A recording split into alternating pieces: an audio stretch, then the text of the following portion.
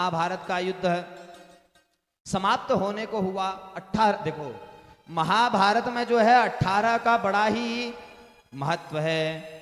महाभारत का जो युद्ध चला वह केवल और केवल 18 दिन चला। महाभारत में जो पर्व हैं वह भी कितने हैं? 18 हैं। और महाभारत से निकली हुई जो गीता है उसमें कितने अध्याय हैं? वह भी 18 हैं। और महाभारत में जो अक्षौहिणी सेना हुई वह भी 18 अक्षौहिणी सेनाएं। इनमें से जो 7 अक्षौहिणी सेना थी वो पांडवों के पास थी और बाकी के बचे 11 अक्षौहिणी सेना कौरवों के पास थी। देखिए 800 2,17,800 जिसमें संख्या होती है उसे एक अक्षौहिणी सेना कहा जाता है। इसलिए कहा जाता है कि महाभारत का युद्ध इतना भयंकर था जिसमें 18 अक्षौहिणी सेना वीर गति को प्राप्त हो गई। 2 लाख को आप गुणा करेंगे 18 से तो उसका परिणाम निकलने को मिलेगा। इतनी अक्षौहिणी सेना महाभारत में लड़ी थी, इसलिए 18 का बड़ा महत्व है। तो महाभारत का युद्ध जब 18 दिन पूर्ण होने को हुआ तो दुर्योधन और भीम का भयंकर गदा युद्ध हुआ। क्योंकि ये दुर्योधन जो था ना ये कोई साधारण नहीं था। ये जानते हो किसका शिष्य था? क्या आप लोगों को ज्ञान है? इसको गदा युद्ध किसने सिखाया था? किसी को पता हो तो बताइएगा। हाँ बुआ जी ठीक बोल रही हैं, बलराम जी के ये परम प्रिय शिष्य थे। ये खाली शिष्य नहीं थे, इनसे स्नेह भी बहुत करते थे। अब बड़ा ही प्रेम करते थे, इनको गदा युद्ध सिखाया था। तो जब इनका युद्ध हुआ अब ये अपने माँ के पास गए हैं प्रथम रात्रि को युद्ध से पूर्व। तो माँ ने कहा कि देखो पुत्र 99 भाई वीर गति को प्राप्त हो गए हैं, परंतु मैं तुम्हें खोना नहीं चाहती हूं। जाओ सरोवर में स्नान करके आओ और स्नान कर करके तुम वस्त्र पहन करके नहीं आना, नग्न अवस्था में तुम मेरे पास आना। क्योंकि मैं इतनी पतिव्रता हूं कि जब मैं, क्योंकि देखो पतिव्रता धर्म सबसे सर्वोत्तम है। जो महिलाएं पतिव्रता धर्म का भली भांति निर्वाह करती हैं, पतिव्रता धर्म जो है बड़ा महान है, बड़ा कठिन भी है। महान क्यों, कठिन क्यों? देखो आपके मन में कभी भी किसी पर पुरुष के लिए कोई विकार न जगे, जग गया मन में भी तो आपका पातिव्रत धर्म उसी समय खंडित हो जाता है। इसलिए यह बड़ा कठिन है। और महान इसलिए कि इसको कर लो तो उसके प्रभाव से आप इतने बलवती हो जाते हैं कि आप जिससे जो चाहे कहें वह वाणी उस पर प्रभावित हो जाती है। इसलिए द्रौपदी ऐसी ही थी। धृतराष्ट्र के निमित्त इन्होंने यह सोचा कि मेरा पति देख नहीं सकता है, तो इन्होंने भी अपने नेत्रों पर पट्टी बांध करके जीवन का निर्वाह किया। आज पुत्र के निमित्त यह कहते हैं कि तू जा स्नान करके आ, नग्न अवस्था में मेरे पास आना, मैं तेरे शरीर को वज्र के समान बना दूंगी। अब ये स्नान करके आ ही रहा था कि छलिया भगवान श्री कृष्ण का दर्शन हुआ। वो आए, अरे दुर्योधन तू किधर को जाता है? देखो कि देखो कैसे नग्न अवस्था में जा रहा है। पहले भगवान ने इसको बड़ा चिढ़ाया, अब ये शर्म के मारे कहने लगा कि मैं अपनी माँ के पास जा रहा हूं। भगवान तो सब कुछ जानते ही थे। भगवान ने कहा कि अरे तेरी माँ तुझे पहले बार देखेगी और तुझे जब इस नग्न अवस्था में देखेगी तो जरा तो उस चीज का दर्शन कर कि उस माँ के लिए कितना बड़ा कठिन होगा। तो कोई छोटा बालक तो नहीं है, अब तो इतना बड़ा हो गया नग्नावस्था में देख करके तेरी माँ को बड़ी लज्जा आएगी रे, तू कुछ लपेट करके चले जा। तो उसने कहा क्या करूं? क्योंकि मूर्ख व्यक्ति पर सभी की बातों का प्रभाव हो जाता है। जो मूर्ख व्यक्ति होता है उसे जो जैसा कहता है वो वैसा करता है, परंतु ज्ञानी होता है वह विवेक का प्रयोग करता है कि क्या सही क्या गलत है। तो ये दुर्योधन था तो मूर्ख ही। तो इसकी, क्योंकि जब इसे माँ ने कहा था कि नग्न आना है तो इसे नग्न जाना चाहिए था, परंतु इस मूर्ख पर बातों का प्रभाव हो गया और केले के पत्तों को इसने लपेट करके गया है। माँ को प्रणाम कर करके जैसे ही नेत्रों को खोला तो भयंकर अग्नि वहां से निकली है, जैसे ही उसके शरीर पर पड़ी तो इसका शरीर वज्र के समान हो गया। मां ने कहा कि पुत्र मैंने तुमसे नग्न आने को कहा था। तो कहता है कि मां आज तक आपने मेरा दर्शन नहीं किया, मां आपके सामने कैसे नग्न आता। बोला कि अरे दुष्ट, आज मैं तुझे अजर अमर कर देती, तुझे पांडवों में ही नहीं अपितु इस समस्त भूमंडल में कोई भी मारने का सामर्थ्य किसी में नहीं होता, मैं तुझे ऐसा बना देती। क्षमा याचना लेकर के गया है। दूसरे दिन युद्ध हुआ, युद्ध होकर के यह धराशायी हो गया है, पृथ्वी पर पड़ा पड़ा है। चील कव्वे इसको नोच नोच करके खा रहे हैं, कुत्ते इसके मांस का भक्षण कर रहे हैं, बड़ी पीड़ा हो रही है, क्योंकि अब कुछ करने का तो सामर्थ्य है नहीं। उसी समय कृपाचार्य अश्वत्थामा कृतवर्मा इसके समक्ष आए हैं। दुष्ट का स्वभाव होता है, कहता है कि देखो आप मेरे कुल गुरु हैं, तुम मेरे गुरुपुत्र हो,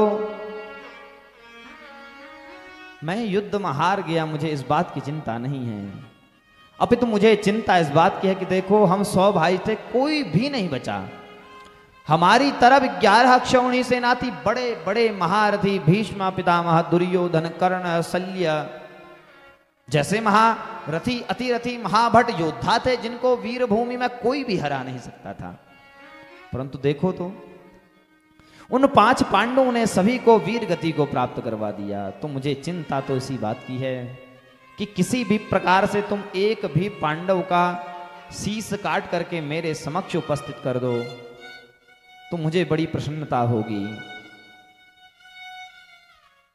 इस प्रकार से निवेदन किया। अश्वत्थामा आगे आया है तो बोला कि अरे आज तुझे इस बात का ज्ञान होता है, अरे जब तूने सर्वप्रथम भीष्म पितामह को सेनापति बनाया तो तुझे पता था कि वह तेरी तरफ से नहीं, पांडवों का भला चाहते हैं, परंतु तूने उन्हें ही सेनापति बनाया। ये सब कुछ होने के बाद भी तू भली भांति जानता था कि मेरे जो पिता द्रोणाचार्य थे वो पांडवों का पक्ष लेते थे, तूने उसे बनाया। और तुझे ये भी बात पता थी कि कर्ण जो है पांडवों का सबसे बड़ा भाई है, ये जानने के बाद भी तूने उसे सेनापति बनाया। और शल्य जो पांडवों का मामा था, कुंती का भाई था, उसको तूने सेनापति बनाया, परंतु तूने मुझे सेनापति नहीं बनाया। अरे मैं तो पांडवों का कट्टर विरोधी हूं, यदि तूने मुझे सेनापति बनाया होता तो मैं पांडवों को एक ही क्षण में समाप्त कर देता। वो कहता अभी क्या बात बिगड़ी है, आजा मैं तेरा रक्त से तिलक कर देता हूं, सेनापति के पद पर नियुक्त कर देता हूं।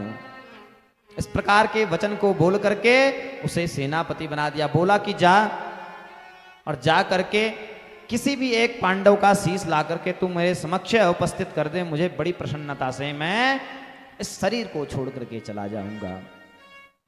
अश्वत्थामा गया है, चिंतनशीला कि यार मैंने जो है वचन तो ले लिया कि मैं पांडव के शीश को काट करके लाऊंगा, परंतु जानता था कि मुझ में इतना सामर्थ्य नहीं है। इसी चिंता में पड़ा था। उसी समय काक और उल्लू को देखा रात्रि में। क्या देखा कि देखो उल्लू जो है दिन में देख नहीं सकता है, रात्रि में देख सकता है। तो वह कौओं को नोच रहा था, उनको मार रहा था। और यहीं से ज्ञान लेकर के काक उल्लूकन न्याय का सहारा लेकर के वह गया और रात्रि में ही शिविर में गया। वहां जाकर के उन्होंने द्रौपदी के 5 पुत्रों के गले को काट दिया, धड़ से उसने सर को अलग कर दिया। क्योंकि ये जो 5 पांडव थे ना, इनके पुत्र भी इनके ही सदृश थे। युधिष्ठिर जी के पुत्र स्वरूप में हूबहू अपने पिता अर्जुन के वैसे ही, भीम के वैसे ही, अपने पिता के ही स्वरूप के समान ही थे।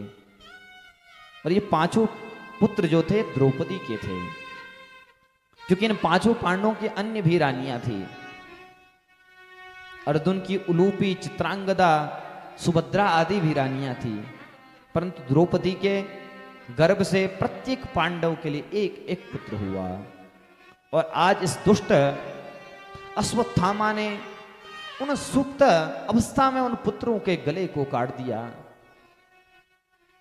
इस चीज को देख करके वो वहां से गया और जाकर के भीम के मस्तक को, भीम के पुत्र का जो मस्तक था उसको दुर्योधन के समक्ष उपस्थित किया।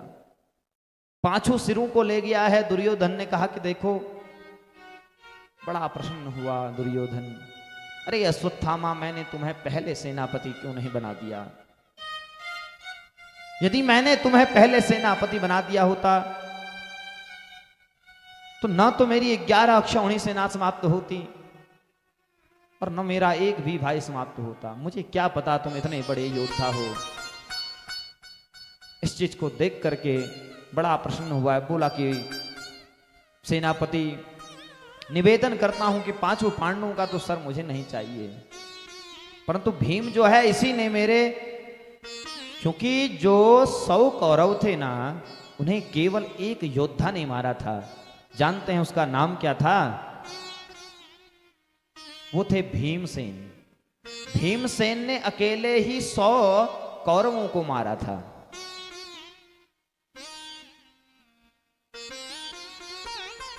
तो वो कहता है कि इस भीमसेन ने मेरे सभी भाइयों को मारा। भाई की पीड़ा अत्यंत कठिन होती है।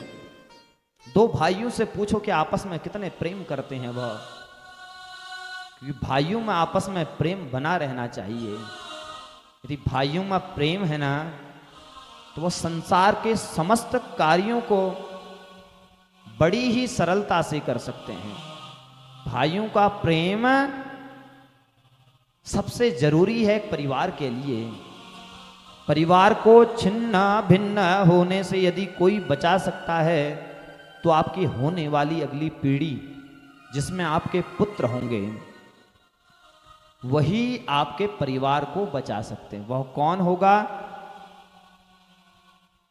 देखो, घरवाली तो सौभाग्य से आपको बड़ी सुशीला, सुलक्षणा, सुधर्मिणी मिल सकती है, परंतु भाइयों को आपस में कैसे रखना है, ये माता पिता का कर्तव्य है। बच्चे बड़े हुए नहीं, उनके अंदर बीज बो दिया जाता है कि बेटा, बड़े होकर के तो तुम्हें अलग अलग ही होना है। एक घर में 2 कमरे हैं, बेटा ये कमरा तेरा, ये कमरा तेरे भाई का। अरे उन्हें इस प्रकार की बुद्धि प्रदान करो कि बेटा ये घर पूरा का पूरा तुम्हारा ही है, तुम दोनों एक हो।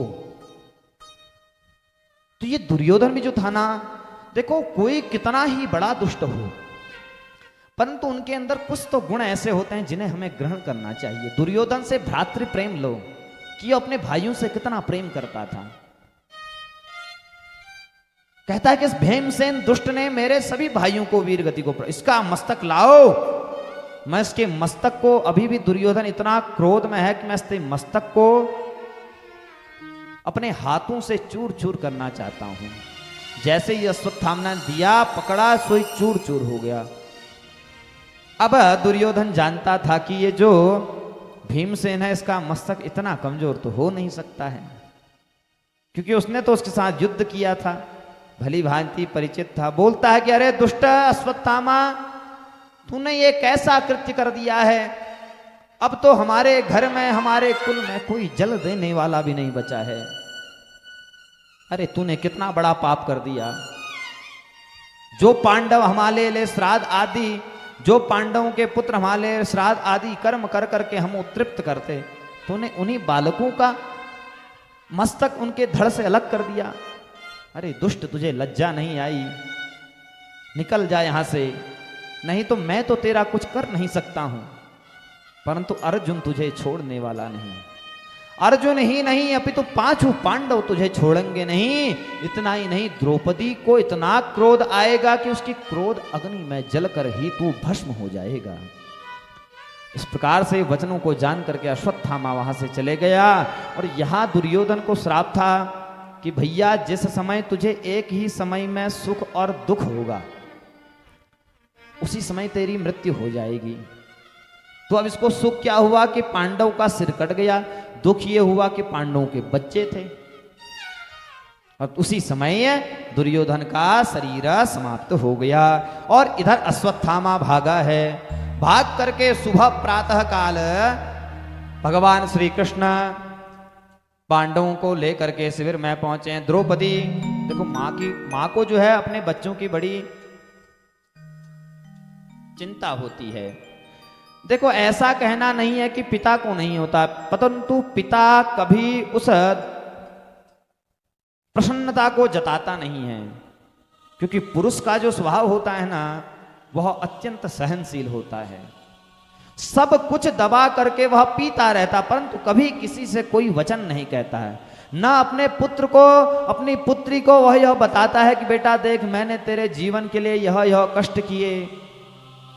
कोई मजदूर व्यक्ति है तो दिन भर पत्थर आदि फोड़ करके वह अपने बच्चों का भरण पोषण कर रहा है, अपनी पत्नी का भरण पोषण कर रहा है, परंतु पिता कभी भी अपने कष्ट को पुत्र को जताता नहीं है। प्रसन्नता में रख करके अपने भरण पोषण करता है,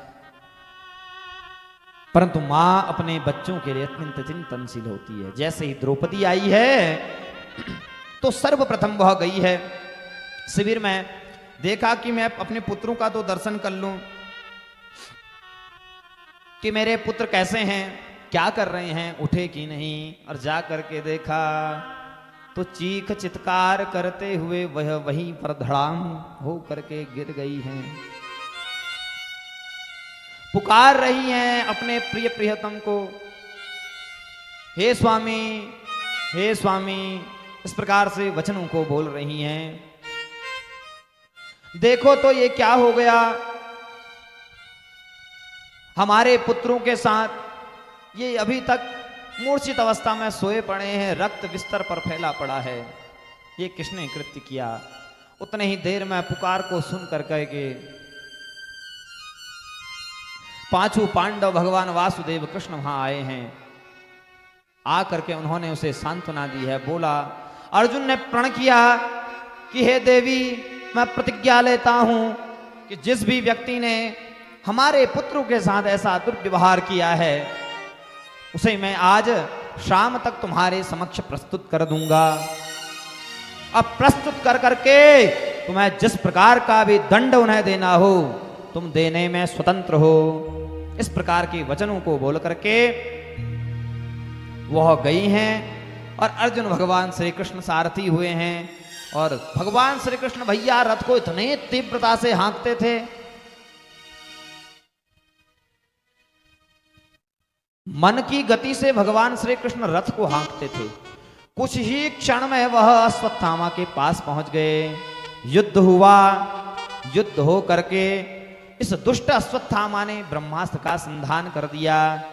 अब इसके जो पिता थे गुरु द्रोण, उनके द्वारा इन्हें शस्त्र की विद्या तो मिली थी, परंतु बहुत प्रयास करने पर इसने ब्रह्म हत्या को चलाना तो सीखा, उसे लौटाना नहीं सीखा पाए। पिता जानते थे कि मेरा जो पुत्र है बड़ा ही दुष्ट है। ये छोटी छोटी बातों में, जैसे कोई वो गली का गुंडा होता है ना, वो छोटी छोटी बातों में चाकू निकाल करके दिखाता है कि मैं तेरा ये काम कर दूंगा, वो कर दूंगा। तो वैसे ही द्रोणाचार्य जानते थे यह वैसा ही मेरा पुत्र है, छोटी छोटी बातों में यह ब्रह्मास्त्र निकाल देगा, इसलिए इसे इसका ज्ञान नहीं देना चाहिए। और आज इसने वही किया। अर्जुन के साथ युद्ध में इसने ब्रह्मास्त्र का संधान कर दिया। भगवान श्री कृष्ण की शरण में अर्जुन जी हुए हैं। भक्त सर्वोत्तम वही है जो दुख में भगवान की शरण हो जाए। भगवान की शरण हो करके अर्जुन जी प्रार्थना कर रहे हैं, कृष्ण कृष्ण महाबाहो भक्तानाम भयंकर त्वमेको दह्यमानानाम अपवर्गोऽसि संसृते। जरा इतना विचार करिए, क्या अर्जुन ब्रह्मास्त्र का संधान नहीं कर सकते थे? जिन अर्जुन के पास पाशुपत, ब्रह्मास्त्र, नारायणास्त्र, सम्मोहनास्त्र, सभी प्रकार के अस्त्र हैं, क्या वह ब्रह्मास्त्र का संधान नहीं कर सकते थे? परंतु नहीं, भगवान की शरण हुए हैं। भगवान श्री कृष्ण कहते हैं, हे भक्तानाम भयंकर, भक्तों के भय को दूर करने वाले भगवान श्री कृष्ण, मैं आपकी शरण हूं, मुझे आज्ञा करो कि करना क्या चाहिए।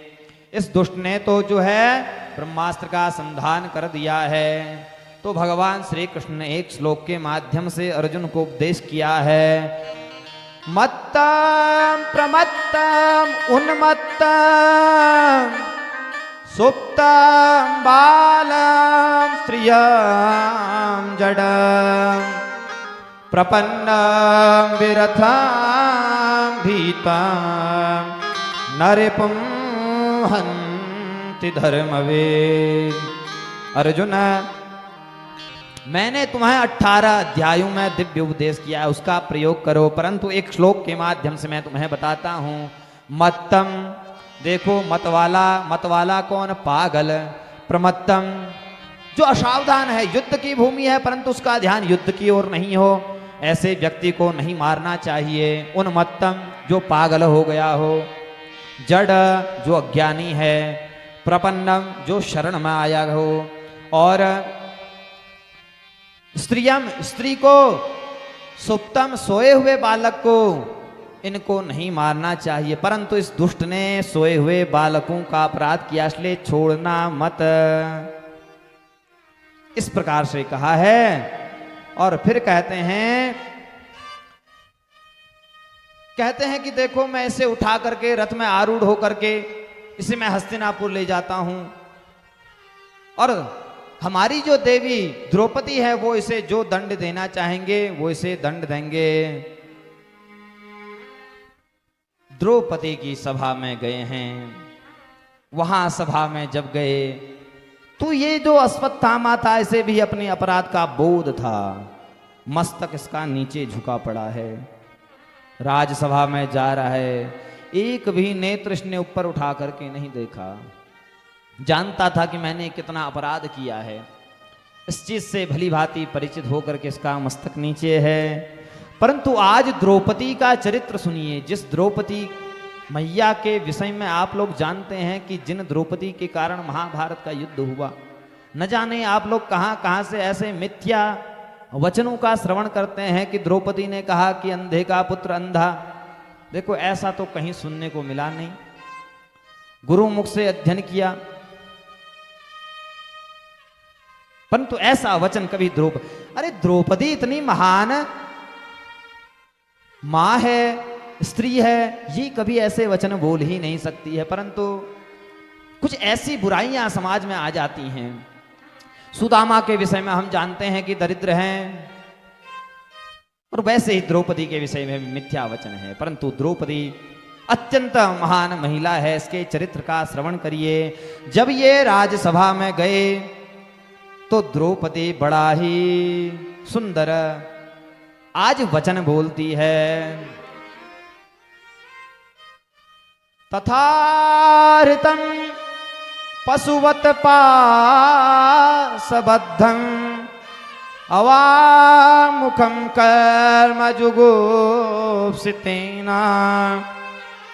निरेक्ष कृष्णापकृतं गुरुसुतं वाम स्वभावा कृपया ननाम च। इस श्लोक में द्रौपदी जी का चरित्र है। वाम स्वभावा, वामः सरलः स्वभावा यस्या सा द्रौपदी। वाम स्वभाव जिसका है, ऐसी वो भगवती रति इंद्र की जो सची है, वही इस द्वापरावतार में द्रौपदी के रूप में आई हुई है। अत्यंत सरल स्वभाव है, अत्यंत मृदुभाषणी है। वह आज कहती है, उस अश्वत्थामा को देख करके वह अपने 5 पुत्रों का दुख को भूल गई। उसको देख करके आज वह कहती है, वाचचा सहन्त्यस्य बंधनानयनं सती मुच्यता में स ब्राह्मणो नितरां गुरुः। मुच्यताम ईश ब्राह्मणो नितरां गुरु। अरे स्वामियों, तुमने इस ब्राह्मण के पुत्र को, गुरु के पुत्र को क्यों बाधा है? देखो ये अपने कर्म को जानता है। मुच्यताम, इसे छोड़ दो। एक बार नहीं, मुच्यताम मुच्यताम ऐसा, अरे इसे छोड़ दो, इसे छोड़ दो। इस प्रकार के वचन को भगवती द्रौपदी कह रही है। क्योंकि ब्राह्मणों नितराम गुरु, ब्राह्मण जन्म से यदि जन्मा है, ब्राह्मण कुल में है, तो वो चाहे जैसा हो वह पूजनीय है। क्योंकि भैया कुछ तो उसके ऐसे कर्म होंगे कि वह ब्राह्मण कुल में उत्पन्न हुआ। इसलिए द्रौपदी कहती है कि ब्राह्मणों नितराम गुरु, अविद्यो वा सविद्यो वा ब्राह्मणों माम की तनु। अरे भैया ब्राह्मण चाहे विद्याहीन हो चाहे विद्यावान हो, भगवान कहते हैं कि माम की तनु, वह मेरा ही शरीर है। इसलिए मैं आज्ञा देती हूं कि इसे छोड़ दो। ये जो द्रौपदी है ना, ये अत्यंत महान महिला है। इस प्रकार से इसने सुंदर वचनों को कहा है। फिर कहते हैं कि आत्मा वे जायते पुत्रा इति वेदानुशासनम। अरे भैया आप नहीं जानते हो, तुम पांडव इतने पढ़े लिखे हो, परंतु आत्मा वे जायते पुत्रा, पुत्र ही आत्मा के रूप में, पुत्र के रूप में ही गुरु प्रतिष्ठित होता है। गुरु का पुत्र भी गुरु के ही सदृश होता है, इसलिए ये तुम्हारा गुरु है।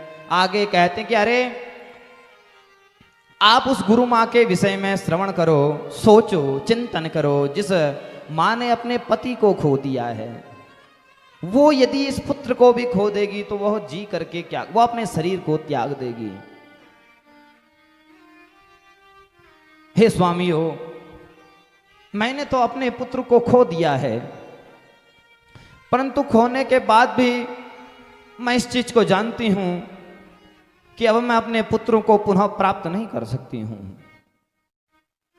और मेरे पास तो फिर तुम हो, मां है और रानियां हैं, मैं तो जी लूंगी, परंतु गुरु मां कैसे जिएगी। इस प्रकार से वचनों को उन्होंने कहा है। सभी में परामर्श बना कि इसे छोड़ देना चाहिए, परंतु भीमसेन कहते हैं कि अर्जुन यदि तुमने इसे छोड़ा तो मैं इसे छोड़ूंगा नहीं, मैं इसे वीर गति को प्राप्त करवा दूंगा। अब अर्जुन से बड़े भ्राता जो थे भीमसेन थे, ये बड़े शंकाशील हो गए कि करना क्या चाहिए। द्रौपदी की आज्ञा है। द्रौपदी के चरित्र में आज सभी प्रकार के जो एक महिला के लिए जो गुण है, क्योंकि द्रौपदी के वक्तव्य में 6 वस्तुएं हैं। धर्मम न्याय्यम सकरुणम निर्व्यलीकम समम महत्, राजा धर्मसुतो राज्ञः प्रत्यनंदद वचो द्विजः।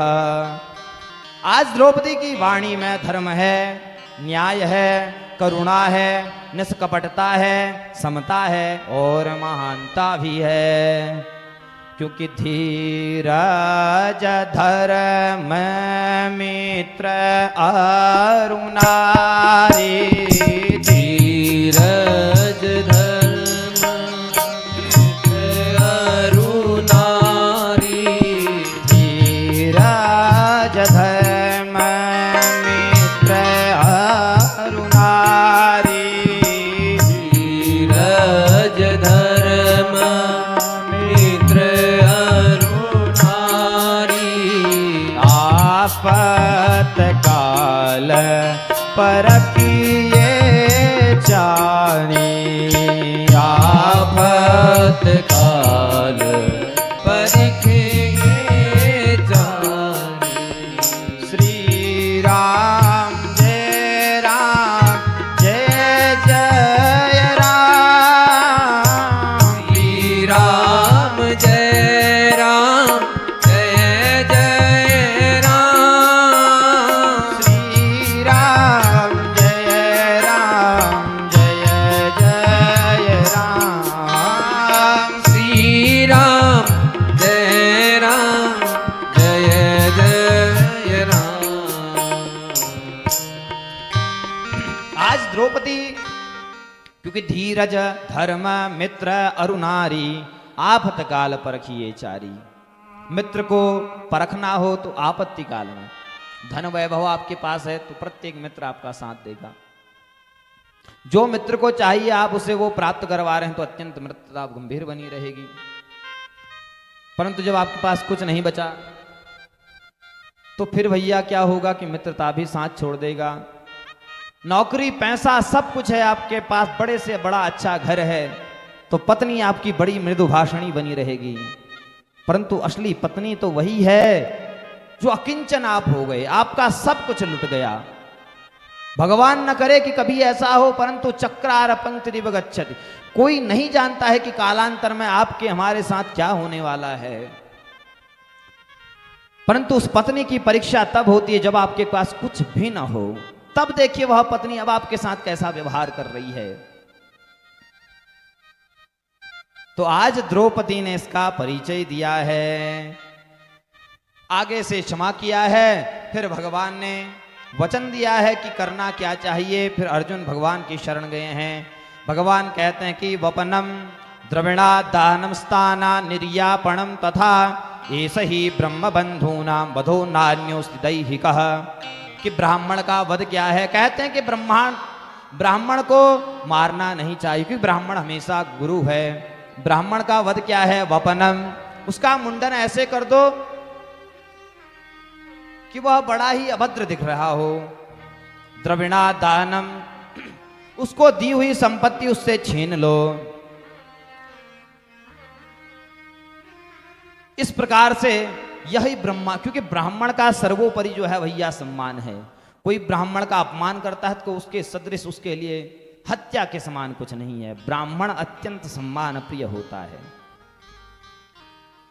और अर्जुन जी ने क्या किया, इसके पास एक मणि थी, उसको इसके मस्तक से निकाल लिया और इसको बड़ा बुरी तरीके से भद्र कर करके इसको वहां से विदा कर दिया, देश ना निकाल कर दिया है, धन आदि से छीन लिया गया है, फिर ये चला गया है।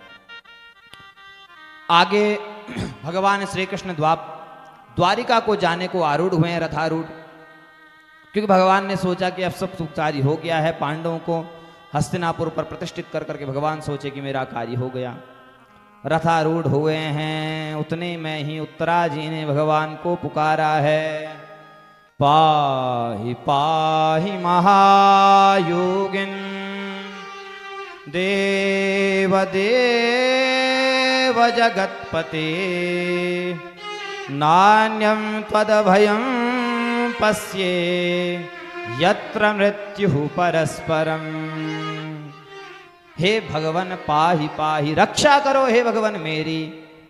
अब भगवान जो थे उत्तरा जी से बड़ा ही स्नेह करते थे कि यह कुलवधू थी, सबसे छोटी थी, तो इससे सभी प्रेम करते थे, बड़े प्रेम से रहते। जब इसने पाहि पाहि महायोगिन देव देव जगतपते, हे जगत के स्वामी मेरी रक्षा करो।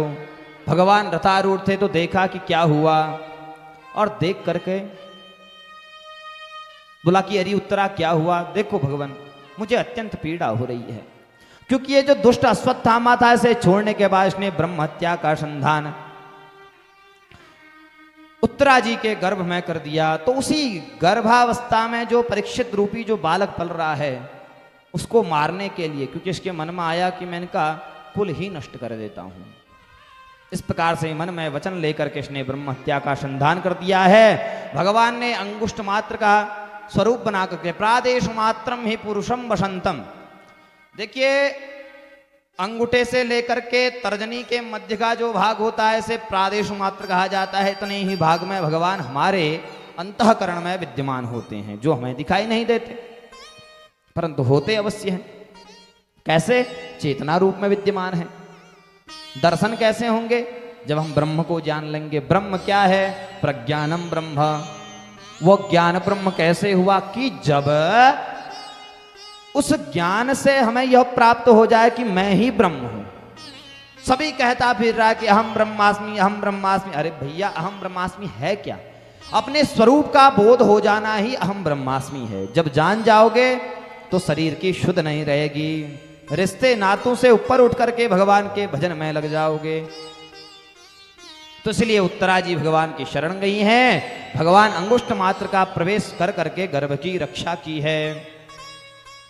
गर्भ की रक्षा की है। फिर भगवान सोचे कि अब कार्य संपन्न हुआ, जाने के लिए आरूढ़ हुए हैं। सभी से कहा कि वरदान मांगो। वरदान मांगने के लिए सबसे कहा, तो सभी ने वरदान मांगा है, परंतु द्रौपदी के पास गए तो जा करके उनसे निवेदन किया कि बुआ, मैं देखता हूं कि सभी लोग मुझसे कुछ ना कुछ मांगते हैं, परंतु आपने मुझसे कुछ नहीं मांगा, आप मुझसे कुछ मांगो। इस प्रकार के वचन कहा है। और फिर कहती हैं कि विपदा संतु न सस्वत तत्र तत्र जगत गुरो भवतो दर्शनम यत्स्यात् अपुनर्भव दर्शनम। हे भगवान, मुझे आप दीजिए तो क्या दीजिए? तो द्रौपदी मैया कहती कि मुझे आप विपत्ति दीजिए। विपत्ति क्यों मांगी, इस विषय में कुंती मैया का अपना एक विशेष मत है, विशेष भाव है। भगवती कुंती मैया कहती है, हे भगवान, मैंने आज तक यह दर्शन किया कि जब जब मेरे कष्ट हो, मेरे चल जब वनवास में छी तो उनको वहां कैल बचा, तो कोने के तुमुला बचा भगवान। लाक्षाग्रह में कौरवल भयंकर आग लगा दे, वो आग बटी कैल बचा। दैत्य उनको मारना पर आई तो उनको कैल बचा। तो कोने के भगवान में जानू तुमुला मेरे चलान रक्षा कर रखे। और असत सभा में जब द्रौपदी चीर हरण हो कै बशब आज छी उस साइड की इतर कर देने, क्यों दुशासन थक जाओ साइड के खींचना खींचना, तो कहते हैं कि भगवान ये आपका ही प्रभाव है, इसको मैं भली बात ही जानती। इसलिए भगवान मेरा आज तक का यह अनुभव है कि जब जब मुझे दुख हुआ है, विषाद हुआ है, कष्ट हुआ है, तब तक आप मेरे समक्ष हुए और मुझे आपका दर्शन अनुभव होता रहा है। क्योंकि विपदा संतु न सस्वत, कि विपदो नैव विपदः संपदो नैव संपदः विपद विस्मरणं विस्मो संपद नारायण स्मृति। क्योंकि महापुरुष कहते हैं कि वह विपत्ति विपत्ति नहीं है, वह सुख सुख नहीं है। कहते हैं कि विपत्ति क्या है, सुख क्या है। विपद विस्मरणम चैव, विपत्ति क्या है, भगवान की विस्मृति होना ही सबसे बड़ा विपदा है, और भगवान की स्मृति होना ही सबसे बड़ा सुख है। अंते नारायण स्मृति। इस प्रकार से इन्होंने वचनों को कहा है। और फिर भैया आगे क्या हुआ है, युद्ध समाप्त हो गया है। क्योंकि द्रौपदी ये कुंती मैया कहती है, कह हनुमंत विपद प्रभु सोई, कह हनुमंत विपद प्रभु सोई, कह हनुमंत विपद प्रभु सोई, कह हनुमंत विपद प्रभु सोई। जब तब सुमिरन भजन न होई, जब तब सुमिरन भजन न होई। श्री राम जय राम जय जय राम, श्री राम जय राम जय जय राम, श्री राम जय राम जय जय राम, श्री राम जय राम जय जय राम, श्री राम जय राम जय जय राम, श्री राम जय राम जय जय राम, श्री राम जय राम जय जय राम। कहती हैं कि देखो, कह हनुमंत विपद प्रभु सोई, जब तब सुमिरन भजन न होई। इस प्रकार से कुंती जी के वचन हैं। कहते हैं कि आप मुझे विपत्ति दीजिए, क्योंकि सुख मेरे पास होगा तो मैं सुख में आपकी विस्मृति कर जाऊंगी। मुझे दुख देंगे तो मुझे नित्य आपका स्मरण होता रहेगा। आगे